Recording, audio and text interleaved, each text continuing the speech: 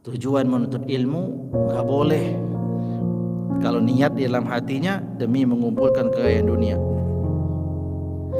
Kalau itu tujuannya, ini tadi orang sudah haus ya, sudah hausnya benar, artinya sudah ada dalam kelompok orang yang sungguh-sungguh belajarnya, tapi harus dibetulkan juga niatnya.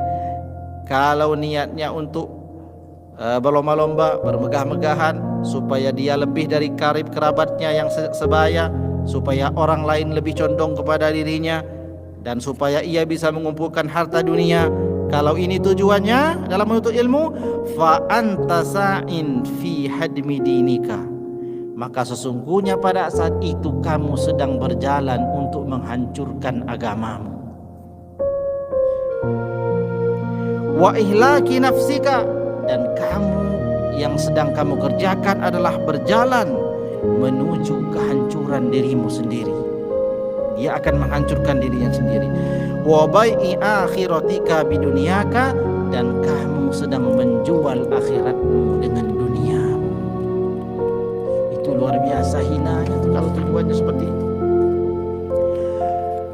Fa safqatuka khasiratun, maka perjualanmu itu adalah sangat merugi. Tijaratuka ba'iratun, dan perniagaanmu itu adalah perniagaan yang bangkrut. Ini perniagaan tuh, kita kalau baca Quran, kita itu seolah-olah diposisikan sebagai orang yang berdagang. Kita ini sudah menjual diri kita kepada siapa? Kepada Allah. Kita yang menjual, Allah yang beli. Kita jual apa? Diri kita jual. Kita jual kepada siapa? Kita jual. Yang membeli siapa? Allah yang membeli. Allah beli dengan apa? Allah beli dengan surga. Itu namanya tijarah. Jadi kita itu beramal di dunia itu seperti orang berdagang. Kita sedang melakukan jual beli. Kita sudah jual diri kita ini kepada siapa? Kepada Allah. Kita jual kepada Allah, judulnya jual beli. Tapi dikatakan bahwa jual beli itu jual beli yang rugi, dan jual beli itu adalah jual beli yang bangkrut.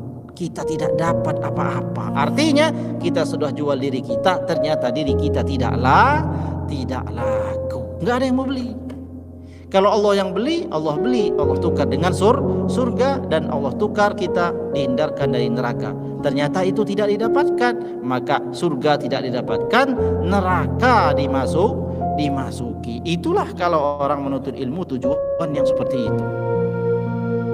Dan lebih parah lagi, wa muallimuka mu'inun laka ala isyanika, dan gurumu, kalau niat kamu seperti itu menuntut ilmu, maka gurumu pada saat itu mu'inun, adalah orang yang membantu laka, terhadap kamu, ala isyanik, di dalam kemaksiatanmu itu. Ini orang lagi bermaksiat ini. Orang lagi bermaksiat. Gurunya itu yang ngebantuin dia. Makanya zaman dulu itu kalau guru-guru kita ceritakan, orang tuh yang mau diajarkan ilmu tuh agak-agak tinggi, dilihat dulu. Cuman kalau sekarang kan kita nggak bisa ngelihat. Kalau guru-guru zaman dulu bisa dilihat, diteropong, lihat. Oh, ini nanti bakal jadi begal ini. Allah buka kan, kasaf namanya, penglihatan batin yang dalam dari seorang yang soleh, melihat. Seperti itulah tabiatnya. Oh, ini jangan diajari nih. Pokoknya disuruh istighfar banyak-banyak aja nih. Mudah-mudahan Allah tukar lagi itu bakal kejadian yang bakal menimpanya itu dengan sesuatu yang baik, dengan istighfarnya. Dikasih dia istighfar, kamu harus istighfar banyak-banyak. Sehari jangan kurang dari 100 istighfar. Astagfirullah, astagfirullah. Tidak lagi yang lain. Oh, ini niatnya sudah benar nih. Kelihatan betul. Luar biasa memang. Allah kasih ilham dalam diri gurunya. Ini murid memang bakal jadi penerus pejuang agama. Padanya lah ditumpahkan ilmu itu. Kenapa? Kalau dia meraba-raba nggak lihat, ternyata orang yang diajari itu adalah orang yang sedang bermaksiat. Di mana maksiatnya? Tujuan dia menuntut ilmu tadi itu. Dia sedang bermaksiat. Maka kalau dia itu sedang bermaksiat, maka guru yang mengajarinya itu, kata Imam Ghazali, mu'inun laka ala isyanik, adalah orang yang sedang membantumu di dalam melakukan maksiat. Wa syarikun laka fi khusranika, dan dia termasuk orang yang berserikat dalam kerugian sebagaimana kerugianmu.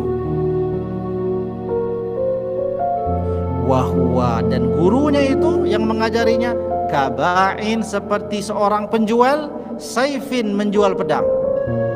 Gurunya itu laksana orang yang menjual pedang, min qati tariqin, yang dia jual kepada orang yang suka membegal di jalanan. Ada orang ahli bikin samurai, dijual kepada perampok jalanan. Dia tahu sudah ini tukang rampok, dia jual samurainya. Seperti itulah guru yang mengajarkan ilmunya kepada yang niat yang gak benar tadi itu. Nah, kalau kita ini niatnya benar semua ya, insya Allah. Waman a'ana ala maksiatin. Dari sini poinnya. Kita catat ini. Kalau bisa kita catat. Kalau enggak kita hafal ini. Waman a'ana ala maksiatin, dan barang siapa a'ana, yang dia membantu ala maksiatin, di atas melakukan kemaksiatan, walau bisatri kalimatin, walaupun dengan setengah kalimat, kana syarikan fiha. Nah, ini ada yang hilang nih, syarikan lahu fiha. Barang siapa yang membantu dalam satu maksiat, walau bisatri kalimatin, walau dengan setengah kalimat, kana syarikan lahu fiha, maka ia bersekutu dengan orang itu di dalam kemaksiatan itu. Pak, saya membongkar toko itu, tapi digembok. Bapak tahu nggak di mana gemboknya dikunci? Gara-gara tadi itu nunjukin di sana, di jalan dia ambil, dia yang ngambil, dia yang mencuri, dia yang pakai barang-barangnya, yang dapat dia sama dengan dia. Siapa yang membantu maksiat meski dengan satu kalimat, maka dia berserikat kepada orang yang melakukan maksiat itu, dapat bagian sama, kerugian yang sama. Sebaliknya, barang siapa yang membantu di dalam melakukan ketaatan dan kebaikan walau dengan setengah kalimat, maka dia bersikat padanya di dalam kebaikan yang demikian itu. Kalau orang itu dapat surga gara-gara amalnya, maka yang duluan dimasukkan surga siapa? Orang yang memfasilitasi dia untuk melakukan ketaatan. Begitulah namanya amal-amal. Bayangkan kita punya guru ngajari kita alif ba ta sa, itu modalnya. Ngajari kita baca Al-Fatihah yang jadi rukunnya sholat. Setiap kita sholat, pahala yang kita dapatkan dia dapat juga sempurna, sama, tanpa mengurangi pahala orang yang mengerjakan amal kebaikan sedikit pun. Dia khatam Quran, muridnya khatam Quran, dia dapat juga. Bagaimana kalau muridnya 2, 3, 4, 5, 6? Maka dia adalah beramal sempurna hanya untuk dirinya sendiri. Dia dapat sekedar apa yang ia usahakan. Tapi ahli ilmu, dia mendapatkan dari amalnya sendiri dan amal dari orang yang beramal dengan jasanya. Itulah kemuliaannya al-ulama'u warasatul anbiya. Ulama-ulama itu adalah pewarisnya para nabi. Maka kita takzimi guru-guru kita. Siapa yang dulu ngajari kita alif ba ta sa, itulah inti pokoknya itu.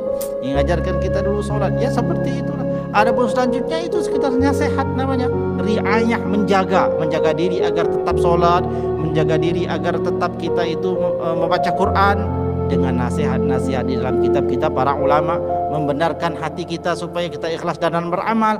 Pada hakikatnya, pada intinya yang kita kerjakan itu apa? Ya sholat itu, ya puasa itu, ya zakat itu, ya tilawatil Quran itu. Ya, adapun ilmu-ilmu yang lain adalah menjaga kita agar niat kita itu benar ikhlas kepada Allah Subhanahu wa taala. Nah, sampai di sini dulu pembacaan kitab kita pada malam hari ini. Wallahu a'lam bishawab. Wallahul muwaffiq ila aqwamit thoriq. Wassalamualaikum warahmatullahi wabarakatuh.